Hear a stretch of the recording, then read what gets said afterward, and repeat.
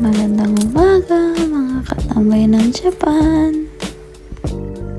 Ngayon ay gagawa ako ng balag sa aking mga sitaw.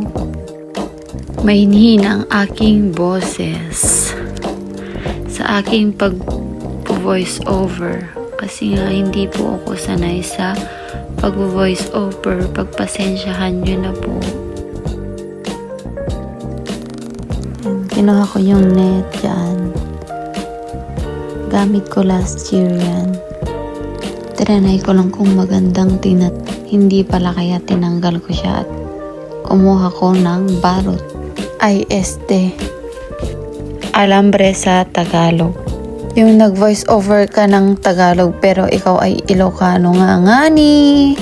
Kaya hindi maintindihan yung mga Tagalog mo kung minsan. So kung nakikita naman ninyo, alambre na yung ginamit kong pambalag ko. Kasi nga ang dami kong tinanim na sitaw ngayon. Hindi katulad nung nakaraang taon. Maraming tanim, marami ding benta. Opo mga katambay, tama po kayo sa iyong narinig. Magbebenta po ako sa aking mga kaibigan dito sa Japan. First time ko maglagay ng ganyang balag. Kasi nga last year, ang ginamit ko is net. Napanood ko lang din sa YouTube yan. Kaya ginaya ko lang siya. Lahat po ng ginagawa ko is pinapanood ko lang sa YouTube. Kasi nga first time ko pong mag-farming dito sa Japan. O kahit sa Pilipinas man, hindi kasi ako nagpa-farming. Kaya sa YouTube lang ako tumitingin.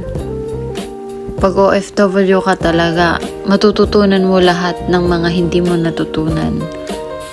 Kaya sa mga OFW katulad ko, proud of you guys.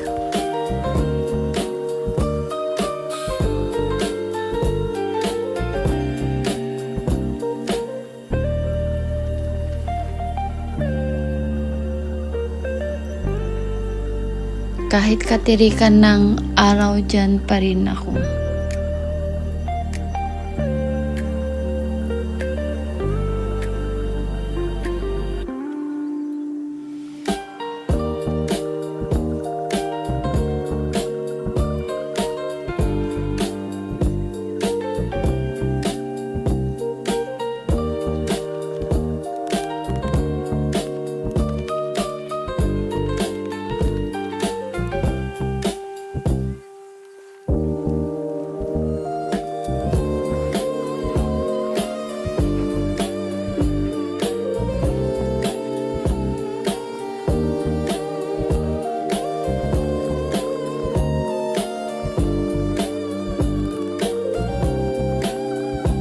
Thank you for watching. Bye!